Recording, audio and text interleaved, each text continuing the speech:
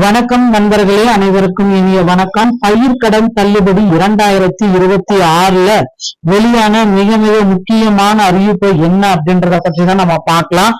தமிழகத்துல கூட்டுறவு வங்கிகள்ல பயிர்க்கடன் பெற்றுள்ள விவசாயிகளுக்கு 75,000 ரூபாய் வரை முழுமையான கடன் தள்ளுபடி அப்படின்ற ஒரு அறிவிப்பு வெளியிட்டிருக்காங்க. எல்லாருமே இதை அறிஞ்சிருக்குங்க. இந்த 75,000 இந்த தள்ளுபடி இது பாத்தீங்கன்னா சரியா இல்லை அப்படின்னு நிறைய விவசாயிகள் போராட்டத்துல குதிச்சுட்டாங்க. சோ மீண்டும் பாத்தீங்கன்னா தள்ளுபடியில முதல்வர் விஜய் அவர்கள் மறுபரிசீலனை செய்ய இருக்காருங்க. இந்த மறுபரிசீலனை எப்ப நடக்கும் அப்படின்னு பாத்தீங்கன்னா இந்த ஜூலை 1ஆம் தேதி முதல் மீண்டும் மறுபரிசீலனை நடக்க போகுதுங்க. சோ இது ஏற்கனவே வழங்கப்பட்ட வாக்குறுதியின்படி 5 ஏக்கர் வரை நிலம் வைத்தவர்களுக்கு முழுமையான தள்ளுபடி கிடைக்கவில்லை என்ற வருத்தம் நிலவும் சூழல்ல இந்த திட்டம் தற்பொழுது சிறு மற்றும் குறு விவசாயிகளுக்கு மட்டுமே பலன் அளிக்கும் வகையில அமைந்துள்ளது. சோ நிர்ணயிக்கப்பட்ட தொகையை அதிக கடன் வைத்துள்ளவர்களுக்கு 35,000 வரை தள்ளுபடி செய்யப்படுவதாக தகவல் குறிப்பிடுகிறது. இதனால் இந்த அறிவிப்பால் குளறுபடிகள் ஏற்பட்டுள்ளதாக கருதும் விவசாய சங்கங்கள் தேர்தல் வாக்குறுதிகளை முழுமையாக நிறைவேற்றி வலியுறுத்தி மீண்டும் போராட்டங்கள்ல ஈடுபட திட்டமிட உள்ளதா தகவல் வந்திருக்கு.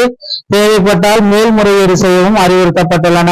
இதேபோல் பொதுமக்களின் எதிர்ப்புக்கு மத்தியில் விரைவில் 5 சவரன் வரையிலான நகைக்கடன் தள்ளுபடியும் விரைவில் வரும் அப்படின்னு எதிர்பார்க்கலாம். கூட்டுறவு வங்கிகள்ல சிறு மற்றும் குறு விவசாயிகள் 50,000 வரையிலான பயிர்க்கடன் தள்ளுபடி செய்யப்படும் மே 25ஆம் தேதி முதல்வர் விஜய் அவர்கள் அறிவிச்சிருந்தாரு.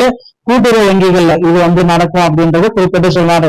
மே 25ஆம் தேதி அறிவித்தார். பயிர்க்கடன் தள்ளுபடி செய்வது குறித்து கடந்த ஜூன் 15ல ஆய்வு கூட்டம் நடத்தப்பட்டது. அதன்படி ரிசர்வ் வங்கி நடைமுறைகளின்படி பயிர்க்கடன் தள்ளுபடி முழு தொகையும் அரசால் 45 60 நாட்களுக்குள் முழுமையாக செலுத்த வேண்டும் என்ற வழிகாட்டுதலின்படி 75,000 வரைக்கும் தள்ளுபடியை கொடுக்கலாம் அப்படின்றத குறிப்பிட்டு இவங்க ஒரு டேட்டா பேஸ் ரெடி பண்ணிருக்காங்க. சோ 75,000 வரைக்கும் தள்ளுபடி கிடைக்குமா அப்படின்றதான் இப்ப கேள்விக்குறி. அதுவும் ஒரு சிலருக்கு பாத்தீங்கன்னா தள்ளுபடி கிடைக்கும் அப்படின்னு சொல்றாங்க. ஆனா நிறைய மக்கள் பாத்தீங்கன்னா 2 லட்சம் 3 லட்சம் வரைக்கும் தள்ளுபடி வாங்கியிருக்காங்க. இவர்களெல்லாம் எங்க போய் நிற்பாங்க அப்படின்றது இப்ப தெரியல.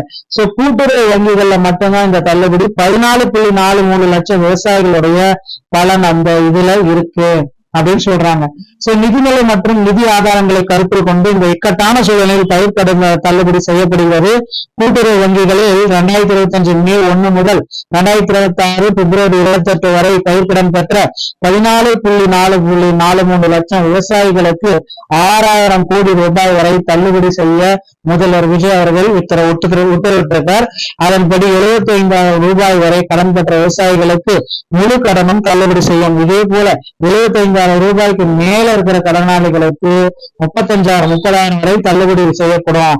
இதனால பயிர்க்கடன் பெற்ற 6.2 லட்சம் விவசாயிகளுக்கு 358 கோடி ரூபாயும் 75,000 ரூபாய்க்கு மேல கடன் பெற்றவர்களுக்கு 8.21 லட்சம் விவசாயிகளுக்கு 2,874 கோடி ரூபாயும் தள்ளுபடியாக கிடைக்கும் அப்படின்றது குறிப்பிட்டு சொல்றாங்க.